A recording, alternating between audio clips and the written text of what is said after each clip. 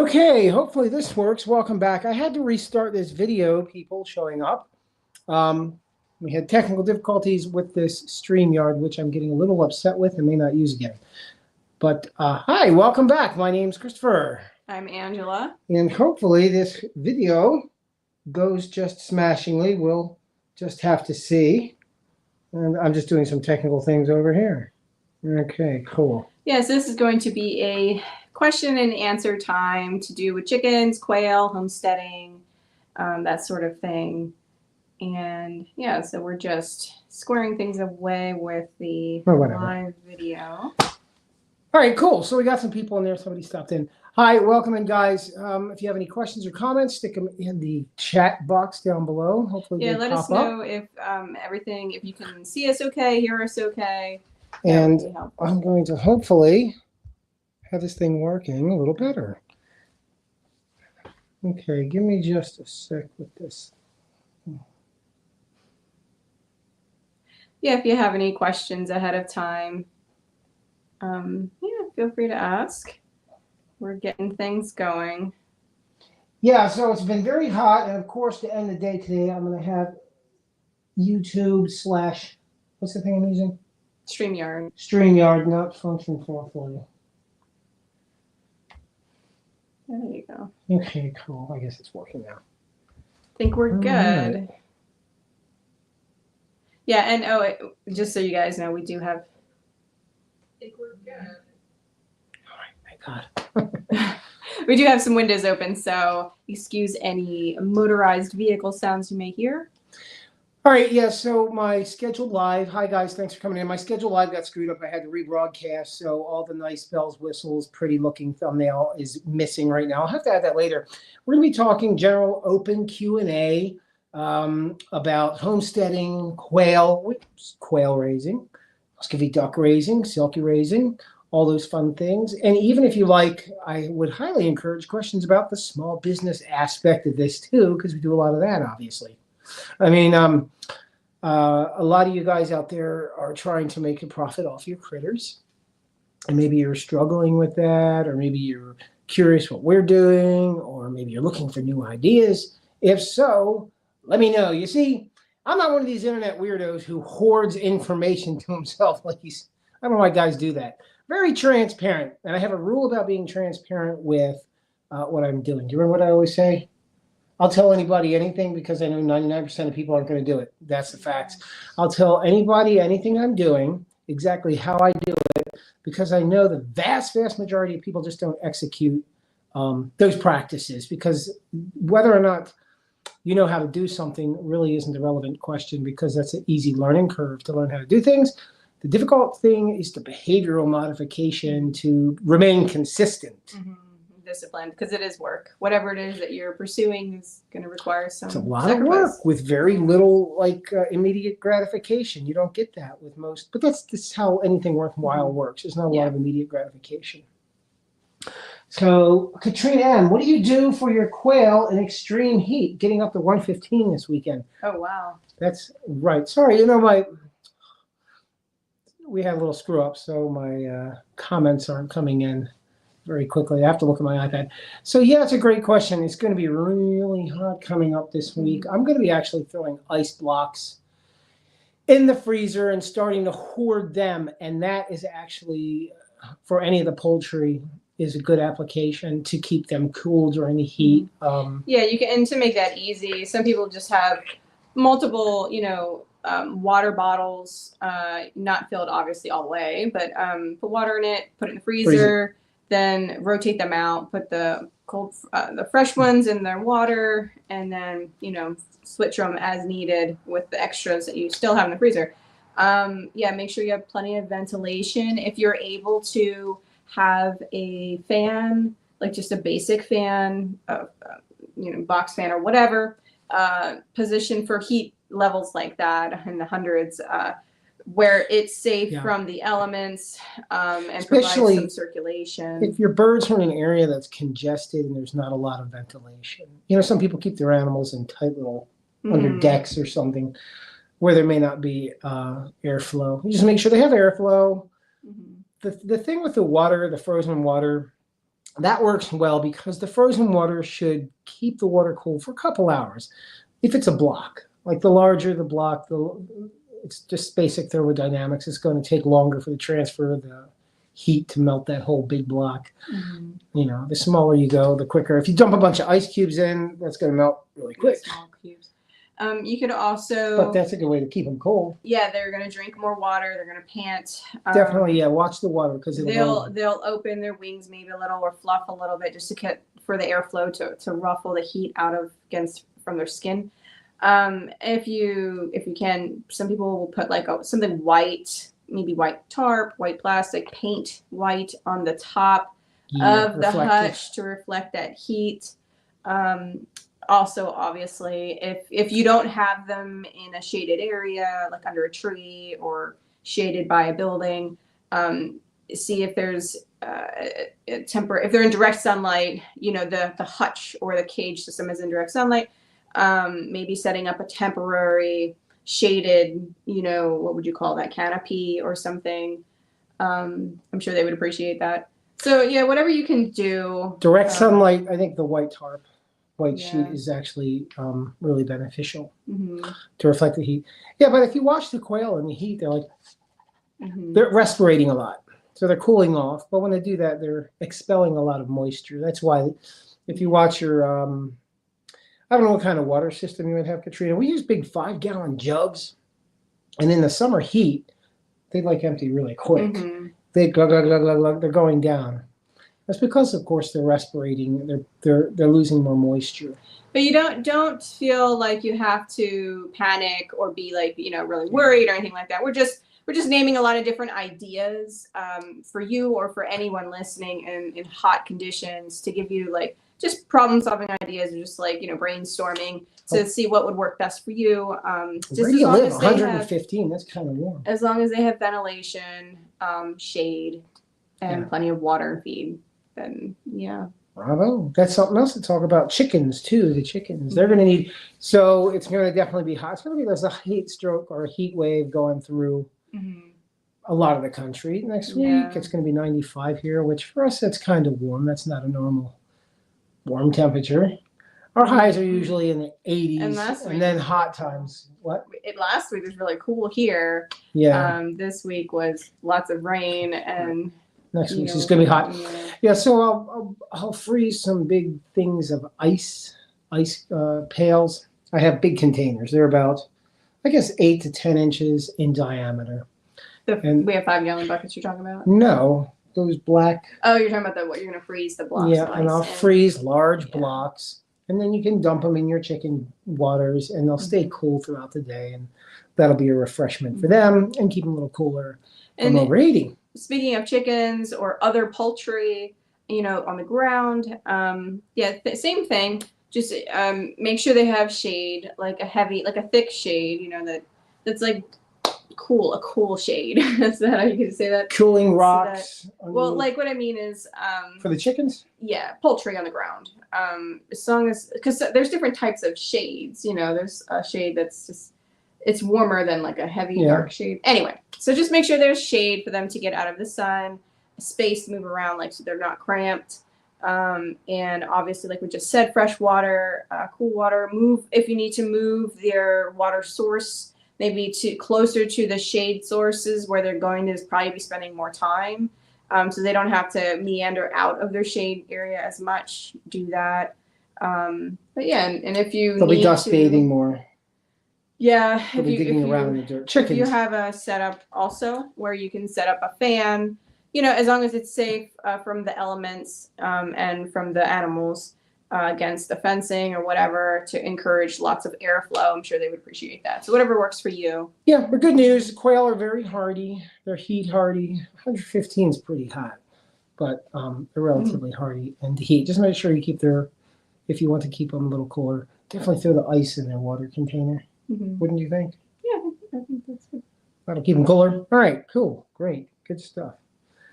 All right, if anybody else, I wish my stream didn't get wrecked at the beginning. So now I'm. It's okay. At least it's working now.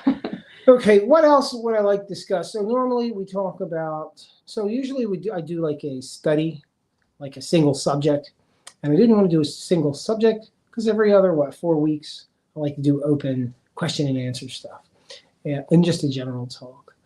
And this week, I didn't have anything in mind, particularly about general talk, other than quail, chicken, and ducks. Mm-hmm. Oh, Angela has baby muscovy ducks.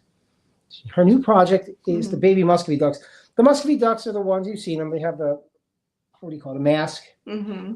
They look like big ducks, and they have a mask on their face. They're actually, what is it, Brazilian waterfowl, South American waterfowl. Yeah, They're not ducks. They're a type they're a of waterfowl. cousin of the ducks. Yeah, But they're exceptionally delicious. Once they get big, they grow breasts really large, particularly the males, and they taste like beef. I always talk about them. They taste exactly like cow meat. yeah, like the sirloin steak, and it's Although it's the best flavor, cow steak you'll ever have. It's the same texture. Like if you had, cow and muscovy duck on the same plate, you wouldn't know really which one's which. I could tell. I think the ducks are very, very good though. Yeah, It's a good, very so lean beef. I had earlier in the season, early spring this year, we did our broiler meat birds, our chickens, our Cornish cross chickens this year, super early, and they are already processed and put in the freezer. And my intent in doing that was to avoid heat while raising those guys, because it's just not a lot of fun. They're big birds, they take a lot of space, and they eat, drink, and the meat chickens. The meat chickens are And they extremely filthy. They're eliminate a smelly. lot. Yeah. So Yeah, I'm glad we so did that before it got hot. yeah, they're already finished, and now I'm doing the Muscovies. They so they take a little bit longer. We do our Muscovies I'm going to send to the Amish guy again. I've been butchering creatures since we moved here, and this year, for the first time, we sent out a group of creatures to the local Amish guy. We live in Amish country in southern Pennsylvania, and they do a really good job, and they were really cheap. Mm-hmm. I mean, unbelievably cheap to butcher an entire chicken, process it like $1 something. Mm-hmm. Insanity. I'd be taking a while. Anywho, they did a really, really good job, and it cut out a lot of time, effort, and work. I mean, I don't mind working, but I didn't feel like getting covered in blood and guts and feathers Mm-hmm. when we had a lot of stuff going on that weekend. Yes, we did. So we like doing our meat chickens like 10 weeks. We like them nice and big because we have them. Oh, they get cut huge. them in half. Yeah, the Cornish cross, you guys have seen them, the big white hideous birds. They get the size of a small turkey, Mm-hmm. 10 pounds, 12 pounds. Mm-hmm. They're large. They're really huge. And we don't eat them whole. I'll at least have them, cut them in half because they're so large. Mm-hmm. Which is intentional. I grow them out so that they get nice and large. So it's kind of like we have 2 chickens in one. Yeah, so if we're raising 20 chickens, we didn't do 20, we did 12. 14. So that's 28 chicken meals for a family, because a half of one of those birds would feed a family pretty easily. Mm-hmm. But I didn't even do that. I quartered them. So that I did do that at home. I did butcher the chickens at home after the guy processed them. Mm-hmm. He gave them to me whole. Yeah, so And, now we're doing the Muscovies. They take a little longer. I like to raise them a little longer. Past 10 weeks, I go to around 13 weeks, maybe a little bit longer. Depends on if I have about several ages in the group. Well, But aren't Muscovies good for other things besides meat? Yeah, like pets. They're killers. Yes. Well, so you have We're making your them for meat, breeders. but You have your breeders, which are your pets. yeah. You don't eat those, but we have them for meat. So we grow out the juveniles to have for our freezer, because we don't have space for a cow, but we also want to be able to raise our own meat if we can, and that's red meat. And the ducks themselves, the Muscovy, well, they're not technically ducks, but everybody's familiar with the term ducks. If it looks like a duck and it quacks like a duck, Which it doesn't quack. it doesn't quack It doesn't like a quack, duck. so it doesn't match up. It doesn't apply. They're very quiet. They make, like, the males make like a hissy sound, like a breathy sound, and the female can make like a cooing dove sound. They're good, like clandestine animals to have. If you don't want neighbors complaining, you want an animal that doesn't make noise. Muscovy ducks don't make any sound. And they, like Christopher was saying, they forage very well. They love foraging. and looking for food. They'll look for food for hours, looking at the all the different materials and stuff. If your garden has a slug problem, get a duck. Get some muscovies. Well, yeah, and they'll go for the worms too. But yeah, and although wait a minute, our muscovies, when They she do. had that patch of damn muscovies, they ate all my you peppers. have to be careful because they might get a taste for your vegetables. Yeah, But they ours do did. eat other pests too. You'll see them hunting flies. They go after the flies, but they'll eat a lot of different bugs and different vegetation. But yeah, they don't need a pond. They don't need a ton of water. Just a pan of water is plenty for them. They don't really need to swim. They'll just like splash it on themselves and then clean out their nostrils and drink. But they don't need a pond. That's important about their snout. They got to clean out their snout. Yeah. So the muscovies do need water for that. Which is like other ducks and geese. And a really great thing about them though is that they're fantastic mothers. They'll lay a clutch of eggs, usually around 20 eggs each, and they'll sit on them and they will hatch them and they will raise the babies if you want them to. Which is a great thing to do if you don't. They're actually really hard to incubate, just like some other duck breeds or geese. But why are they hard to incubate? Is the humidity? Angela does a very good job incubating. At day 10, you have to take them out because the mother, she gets off of them and she'll stay off of them for a little while. So day 10 in the incubator, you have to take them out for I think it's 10 minutes, something like that. Mist them to as though the mother went and wet herself, and then she goes. But she does that in real life. On schedule. Not necessarily. I watch them and they weren't staying out I have a timer going while I have the eggs out and then I put them back in the incubator. But I see the moms who are on their eggs and they're just meandering around but anyway, they know what they're doing. They're very instinctual. And so with each week you have to do it a little longer. Now you just hatch some. You hatch babies. Did the mama hatch any? She did. How many did Mama Duck hatch? So what were we doing? Like an experiment to see how many she would hatch versus your hatch? Yeah, so mine, I don't normally let them hatch the eggs. I usually do endeavor to incubate them myself, and I do have some success in hatching the eggs. Wait. Questions are popping up here. But because I have done that for several years in a row, they weren't able to exercise their motherly skills. So because of that, they didn't hatch out their babies well. So I ended up getting, I think, 7 babies from them, and there was a lot more of eggs. So because they were not able to get experience the year after year after year hatching, then this one year I let them do it and they weren't that successful. But anyway, my point is they do make great mothers usually and will hatch a whole bunch of babies for you. And then they can all stay together as they grow. Very good. I didn't notice you guys had left comments. They're not popping up on my phone here. So Katrina said, my neighbor brought over his 3-year-old son last time she was processing quail in the backyard. He was very curious. He just watched me cleaning out the organs. Well, that's good. He can handle watching that. Yeah, that's and good. Kelly's in there. Kelly, are you in there? Hi. Hey, Kay. Thanks for stopping by. We're just doing open Q&A. It was hard to find us because the scheduled thing I scheduled for on this StreamYard has this glitch. And it'll just, for no reason at all, flip the video vertical and we look sideways. So I clicked out and started a fresh stream on the fly. And that's what we're doing here. Hi there, new people who just stopped in. Chris and Angela here. It's about 18 minutes into this thing. We're doing open Q&A. Angela just got done talking about your Muscovy ducks. Yeah, so that's the meat program we're currently working on this season. We're talking to Katrina about the 500-degree heat coming up this week and how to keep our animals cool. The thing I suggested that we do is pre-freezing a bunch of the larger the better, ice blocks, because the larger the ice block, the longer it'll stay a block of ice. And then you toss them in your water system for your birds. And but yeah, you could even water use bottles. 2-liter bottles too. Yeah. There's just don't overfill them because water is fascinating. It expands when it freezes. It's like one of the only things I think that expands is when it freezes.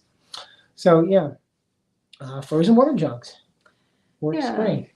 So then I'm just kind of going over some different topics, but you guys please ask questions.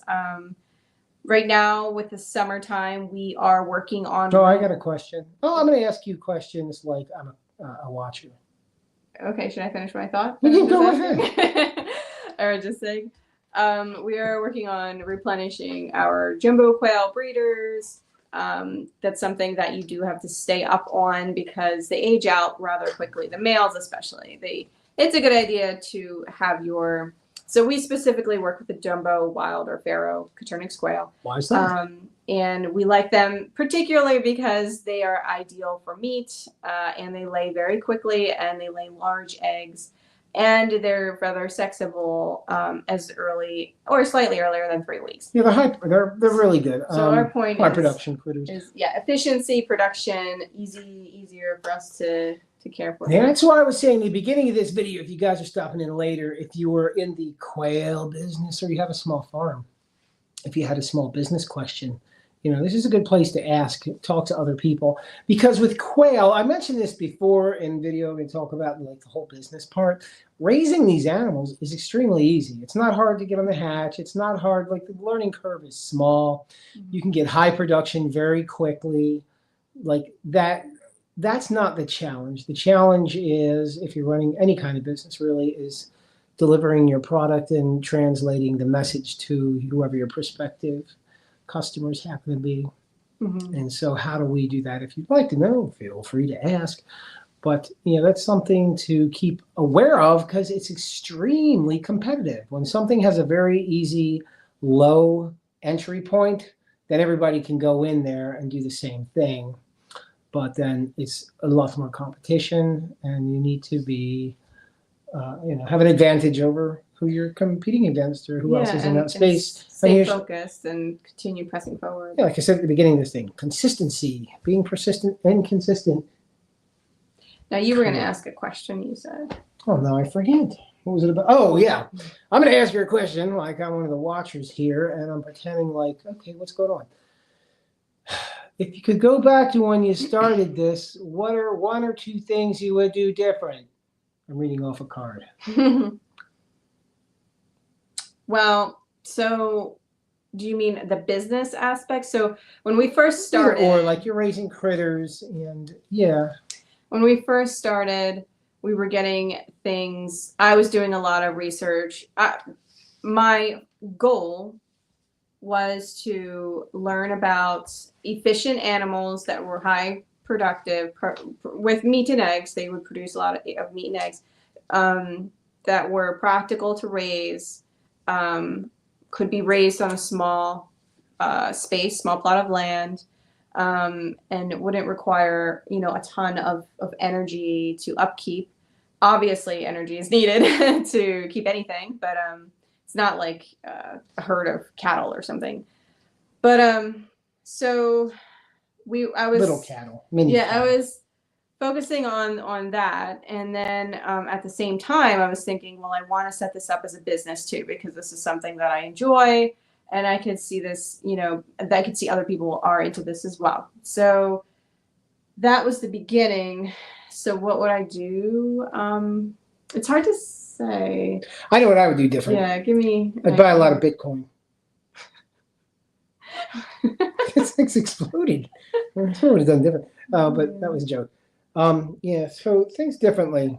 Like with anything. So like over time, whenever you're doing an endeavor, you begin to understand where you lost focus, where you should have focused more, what would have made more sense. Really, what you're trying to do in any kind of, business situation or any kind of production is you're trying to optimize things and getting the most efficiency.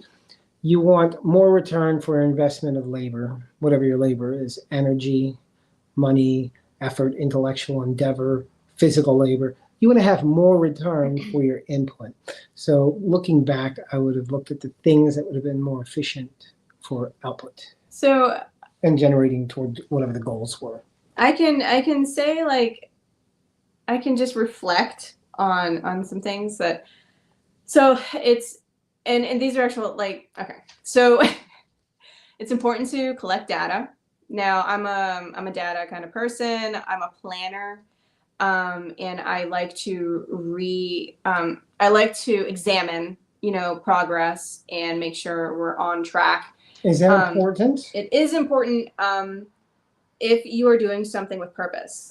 So the reason I ask is because you guys out there, I'm not good with that. So I'd have to develop, that's a whole new skill. So collecting data and tracking your expenses, like your profit margin, let's say you have a product and you're spending X amount of dollars, whatever, you're spending $10 to bring your product to market and you're selling it for whatever, $15, $20, $30. So you want to track that stuff because maybe you're losing costs and delivery costs, or maybe you're using a type of packaging that's way more expensive than another one, or maybe you're selling an animal, you're producing an animal and you're excited about it and you think that it's going to sell well, and maybe it doesn't sell well, but you're at the same time producing a different breed of that animal and that one sells well. But if you're not tracking the data, you might not realize what's going on between the two. So then it's important. And then you start the blame game. So like data is intimidating to people because when we hear the word data, well, I think of that guy from Star Trek.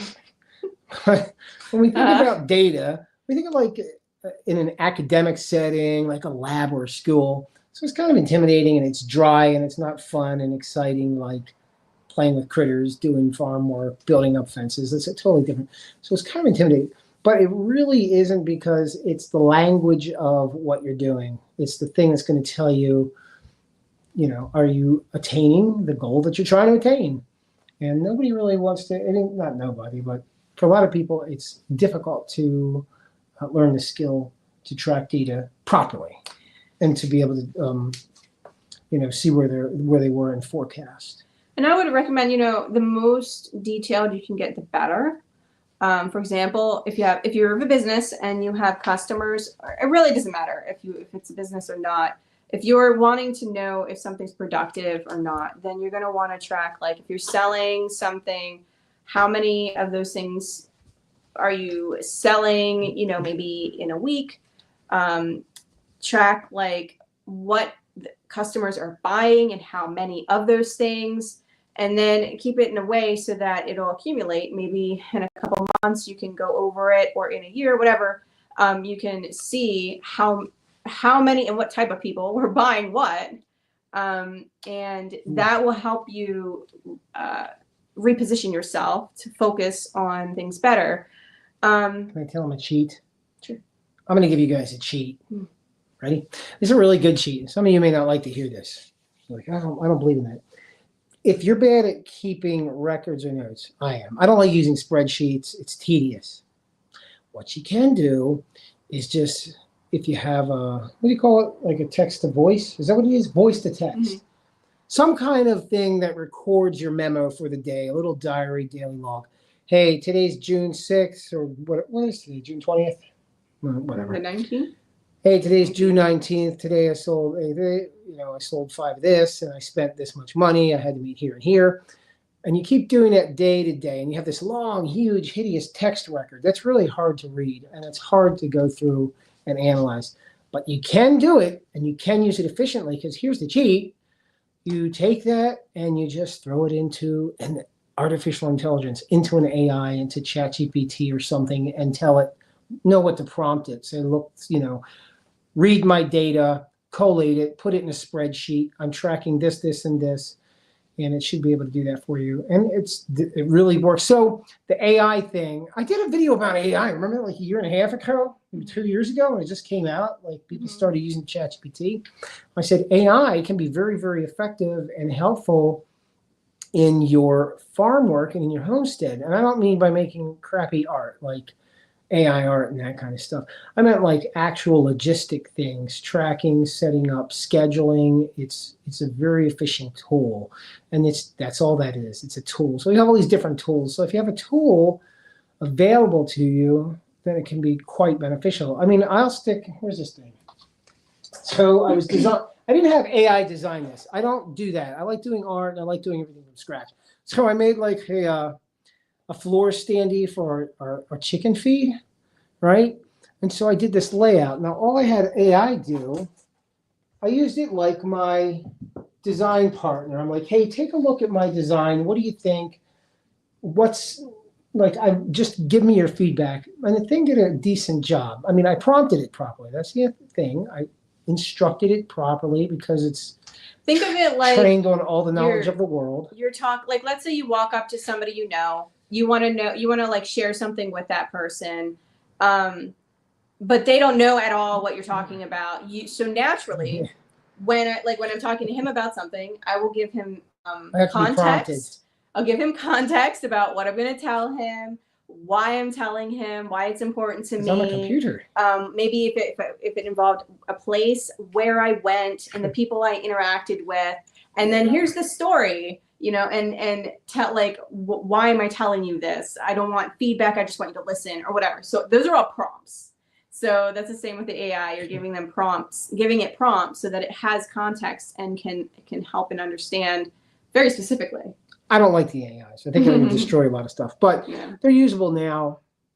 And if you learn how to use that tool, you can definitely incorporate it into whether it's a business or you're just trying to accomplish stuff at home. If you learn how to use that thing, it'll save you a lot of time. It'll condense stuff and save a huge amount of time. Time is a huge commodity, and whatever you're doing, it's a very, very valuable asset. It's, we're born, we live, and we go.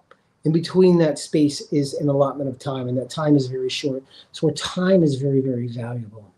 Part of the reason I do these videos, like this one's kind of free form and we're babbling about a lot of stuff, but I respect people's time, and I like to speak to people who understand the value of their time and they invest in themselves. So much of what we see on the internet is diversionary and it's novelty. It's just you know what I mean? Mm-hmm. Just clicking away, idling time when you spend time with the family or something. But people just waste a lot of time. And I mean, whatever. Relaxation's great, yeah, for sure. But everything in moderation. So I really do like the idea of being able to disperse useful information. And in this kind of environment, you guys, the homestead people, it's a small community. It's a niche community. It's a small community. So you can reach out to one another because you have fellowship and kinship in a similar endeavor that you're doing.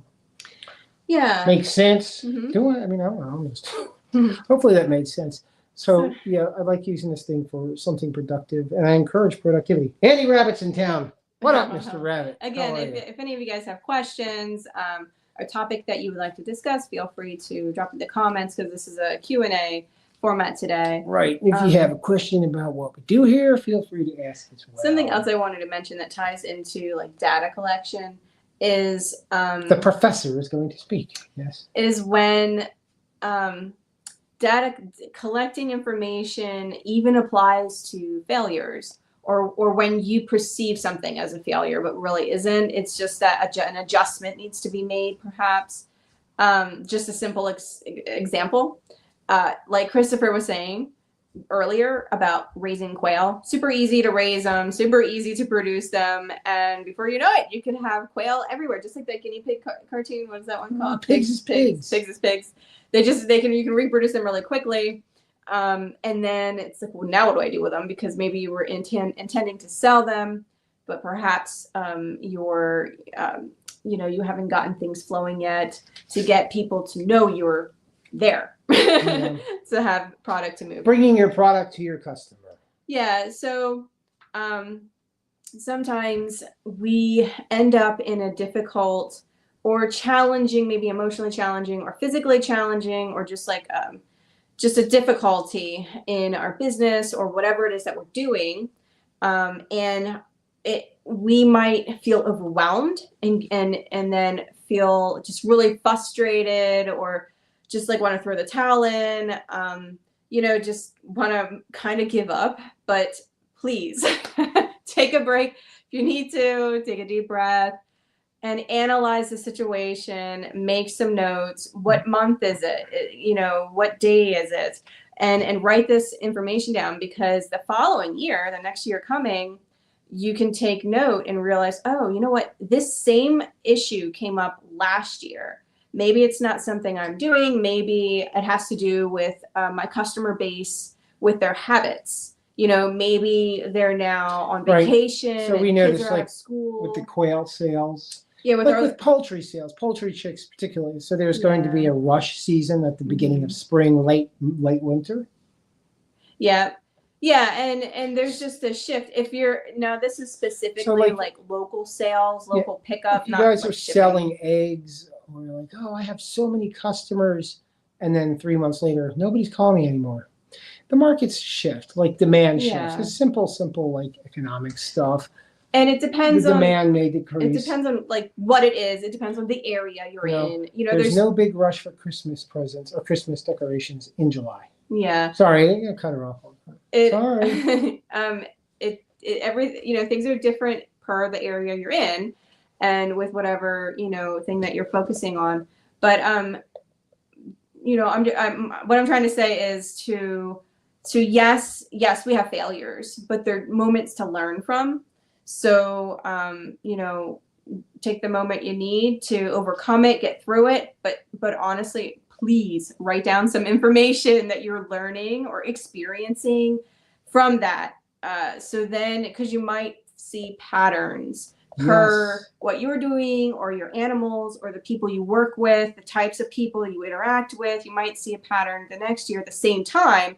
And then you can start planning ahead of time to, for these several months, I'm going to pull back on this part of what I'm doing and focus on this part, because that's actually, I see, because of the data I'm collecting, more productive during these time of months. You're also going to know when your downtimes are, where you can reinvest to whatever the upkeep is or necessary, reorganizing, like the office stuff, the homework, fixing fences, etc. So anyway, upkeep. Katrina had an interesting question. What info do you initially share to get a friend interested in raising quail as well? They just had to give up their. Okay, what info do you initially share to get a friend interested in raising quail too? They just had to give up their chickens due to city ordinances, but sounds like quail may be okay. Yeah, quail are usually satisfactory for a lot of settings where chickens are not permitted. I'm not going to give advice that like anybody can raise quail anywhere. You're really technically supposed to check with the local Big Brother system and see what they tell you, like your city or township, whatever the ordinance or restrictions are. But quail are usually not regulated like chickens are. Chickens are well known. Quail's not a popular animal, so nobody really put it in the books. They weren't like, everybody raised chickens. It's common. It's the American bird. This is a chicken country, United States chicken country. So there's laws about chickens and horses and cows, but not too much about, I don't know, gibbons and baboons, maybe. Like we don't have an ordinance of baboons, if you get what I'm saying. So quail are gaining popularity, but they're not as regulated. But you're definitely going to want to look to check. Now, hold on. She said, what do we do? What info do you initially share to get a friend interested in quail, particularly for the setting with the chickens? What do you say? So, most likely, they're probably distraught about that. People usually are excited about getting chickens, getting set up with chickens, whether they have them already, they've had them for a while, or they just got them and maybe they haven't gotten eggs yet, or they just started getting eggs. It's a lot of investment with chickens as far as raising them, coop setup, everything, time, money, and emotion. So it is usually pretty distressing when the township or whatever outsiders come in and you're forced to then give up what you're interested in and looking forward to. So this is probably a sensitive topic. With that in mind, I would recommend, just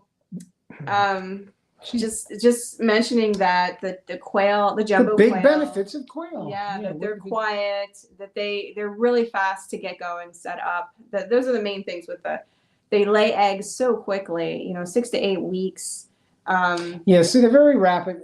Like if I wanted somebody to get interested in quail, I didn't know anything about quail when she was looking into them. I was like, aren't those stupid little birds? What are they? But I really like them now, and I prefer them over the chickens. Real quick, we started them as eggs, and then so he wasn't familiar with them, and once the males started calling, making their turtley sound, It scared him.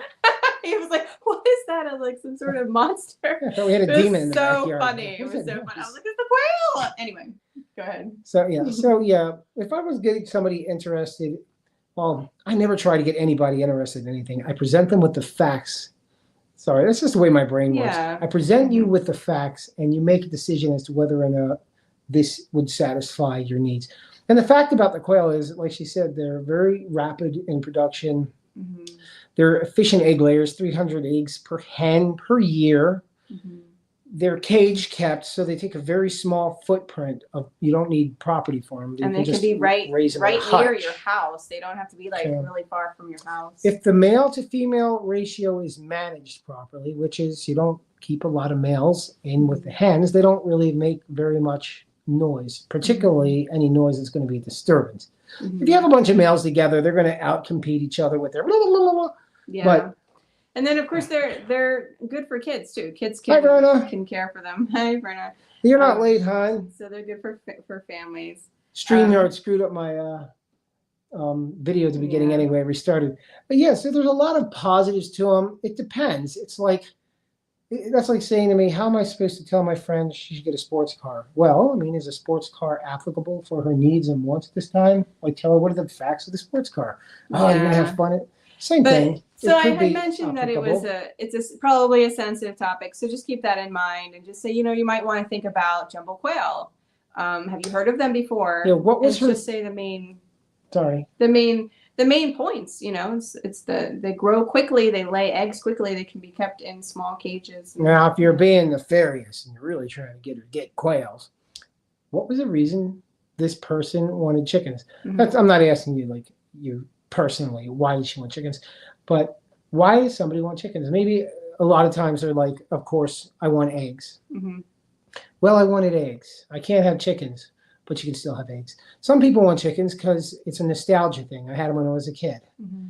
Well, I mean, you can get quail. You didn't have them as a kid. It's a little bit different than chickens. It may not satisfy you. Or maybe I want chickens because I have a family now Mm-hmm. and I want to have the experience. Well, that's doable. Those are transferable. Those are lateral skills. Raising chickens and raising quail are pretty similar. Mm-hmm.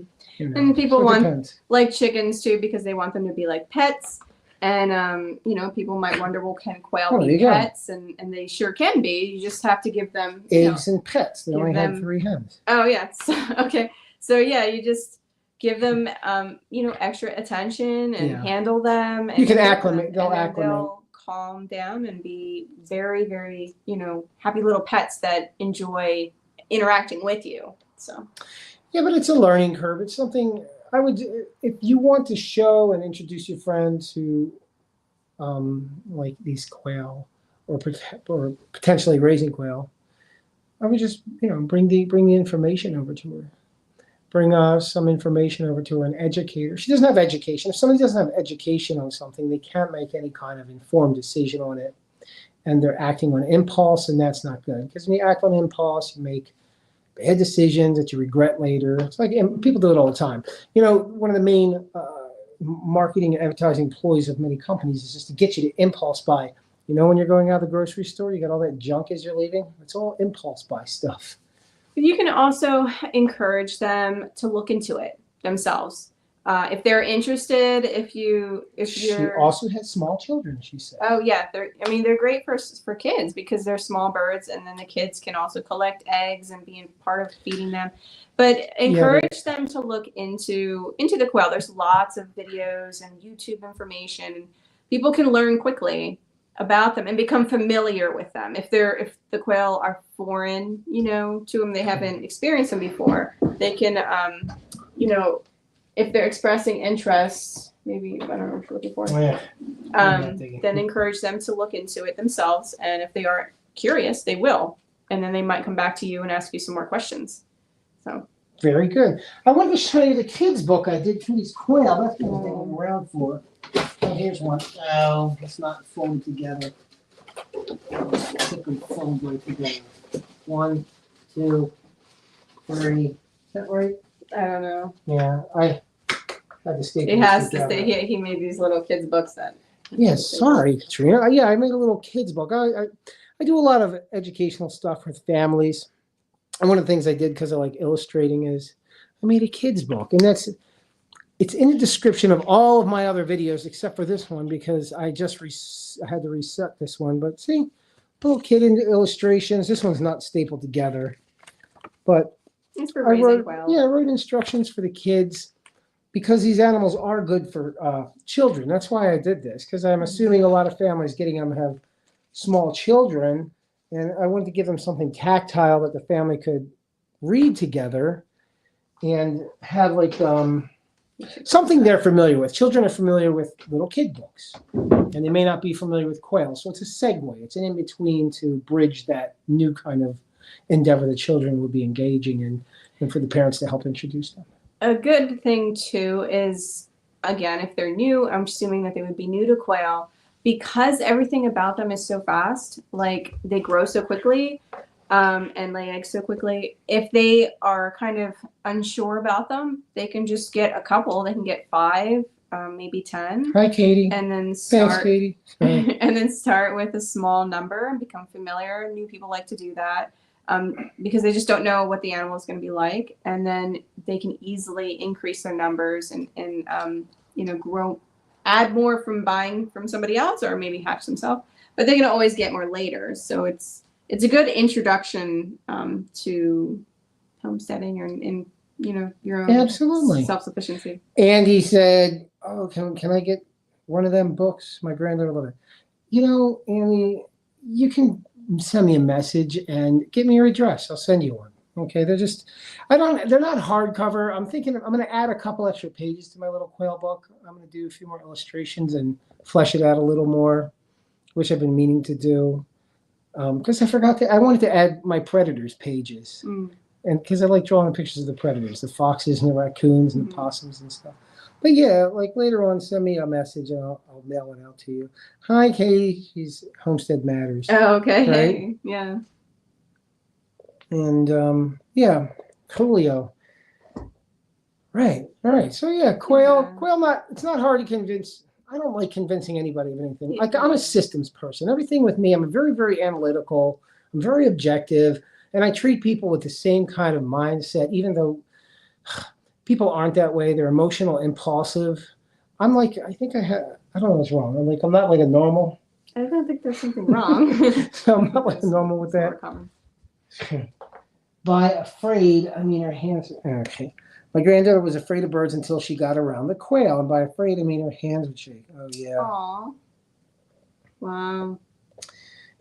Yeah, that's unfortunate. A lot of children have those horrible chicken traumas, like where the rooster comes and scares you, or, oh my God, a goose. They're the worst. Oh my God. A goose will Because take it down an hurts. army of If men. they bite you, yeah, it hurts. I mean, you could put a platoon of men next to a pond with a single goose, and that goose doing that, that's scaring them all away. Yeah.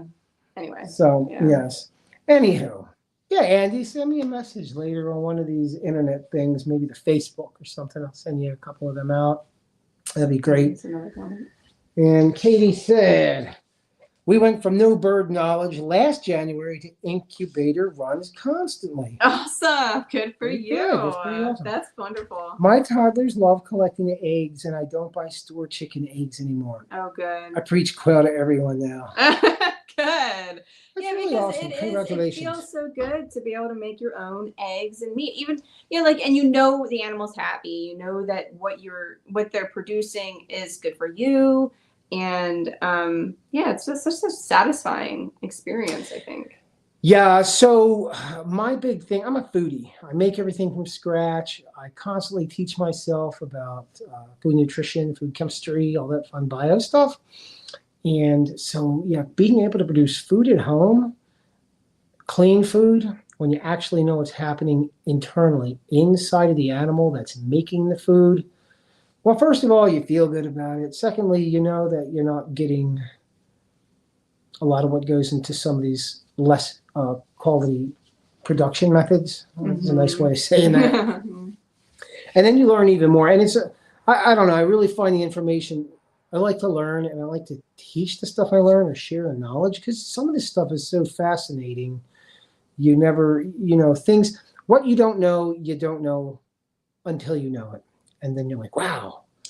Yeah. I So never even had a clue about this. so you keep learning. And you're everything's learning great. you're learning all these new skills, and as long as you're exercising these skills, you're going to keep them, and then you build confidence, as you're learning new things, and having more knowledge and wisdom. Your problem solving, your with the incubation, that's a whole new skill.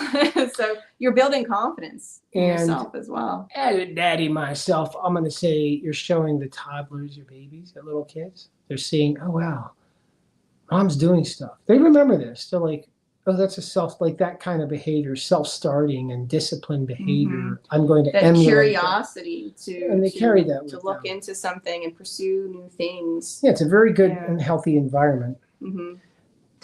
Verna saying, Verna says, yes, I've even have cookbooks for quail using meat as well as the eggs. Oh, good. Katrina said, do you bake with the eggs too? Yeah, I bake with our quail eggs. I'll bake, I haven't made muffins in a while, but I still have muffins in the freezer. I would use them in a lot of my baked goods. I make bread all the time, but I never use eggs in my bread. Mm. But yeah. Okay, what else is going on here? So we talked about quail, talking about some small business stuff. I guess that is a lot of that is the homesteading aspect of everything. Yeah, I mean, we're doing more. Oh, I'm going to tell you a depressing thing. I'm going to admit, because I don't want anybody thinking I'm like some super person. Guess what I'm growing in my garden this year?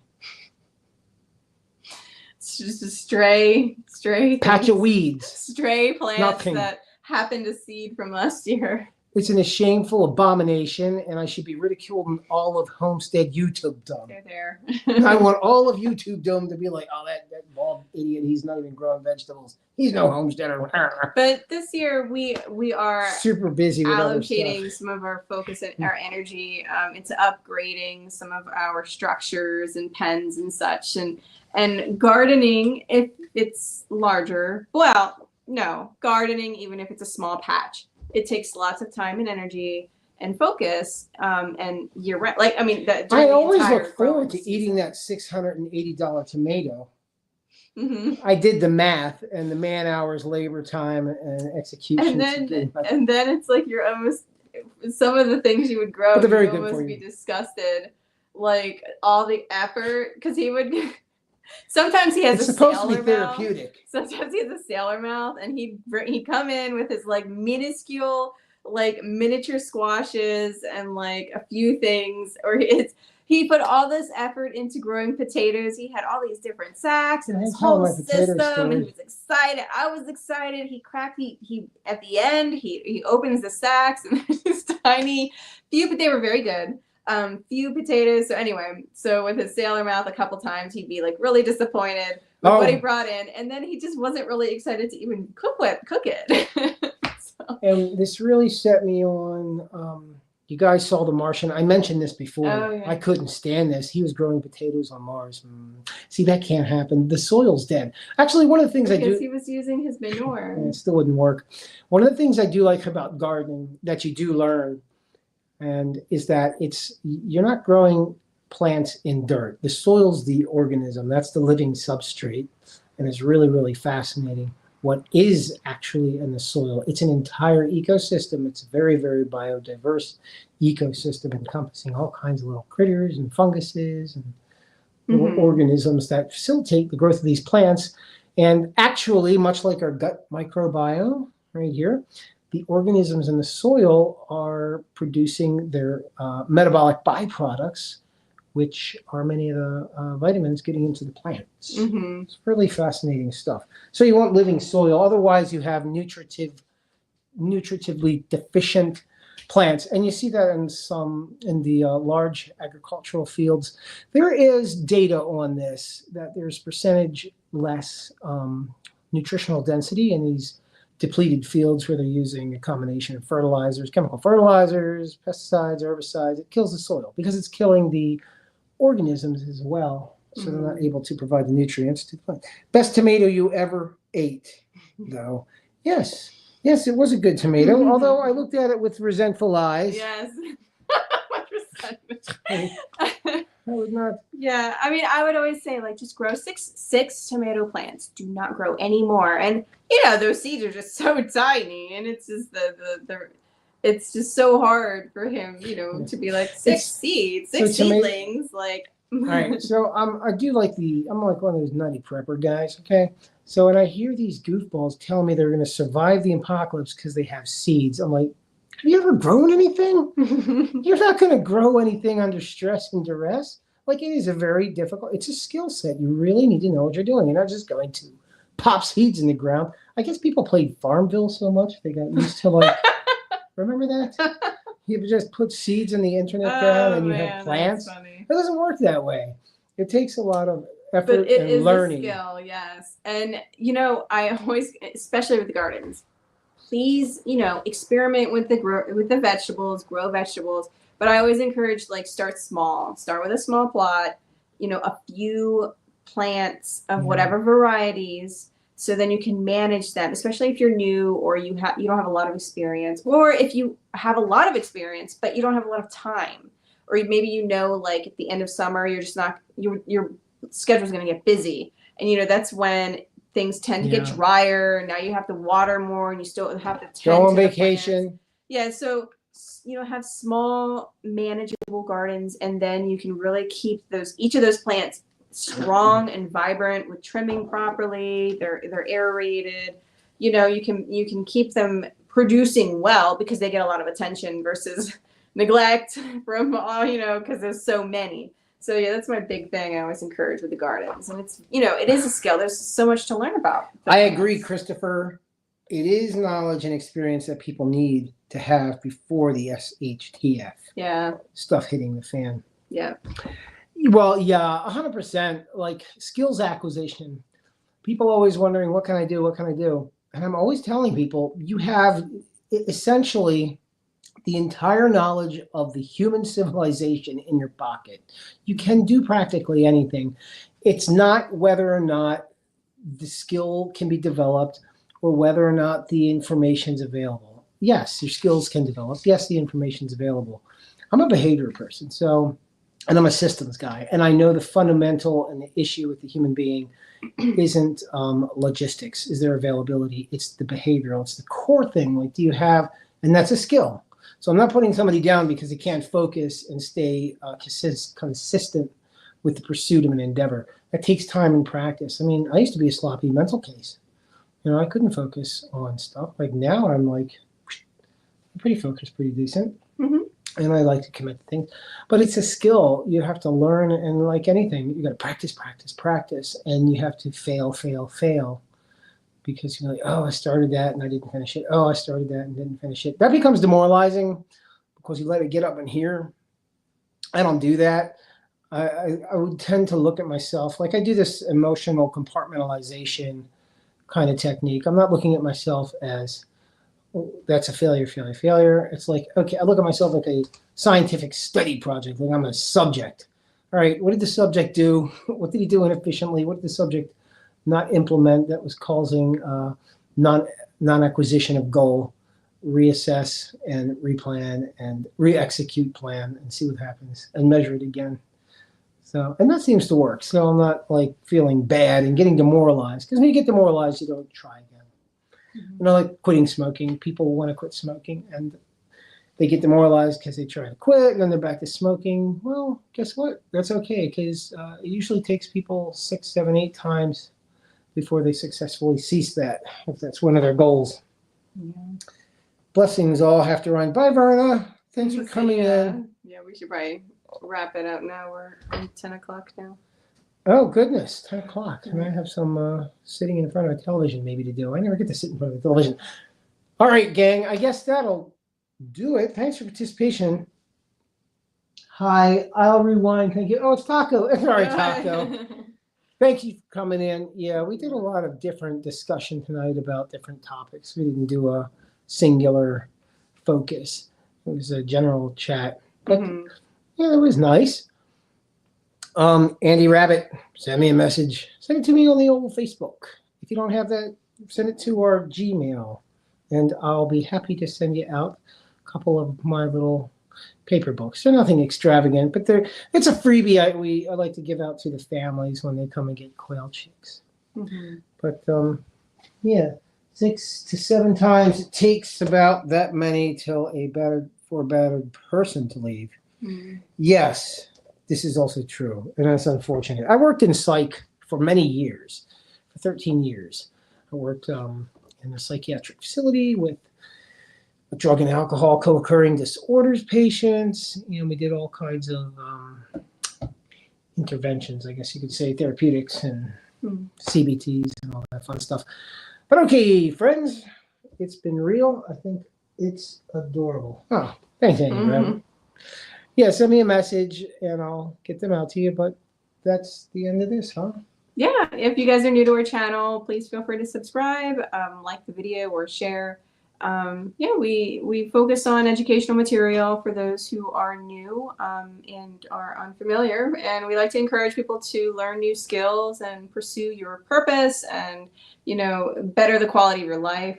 So that's like kind of the theme of our topics. It's usually educational stuff in that vein. But yeah, if you guys have questions or comments, please feel free to drop it, even if after the video, we'll see it and reply. I'll get a hold of you. All right, guys. Thanks a million. We'll see you on the guys. next one. Bye.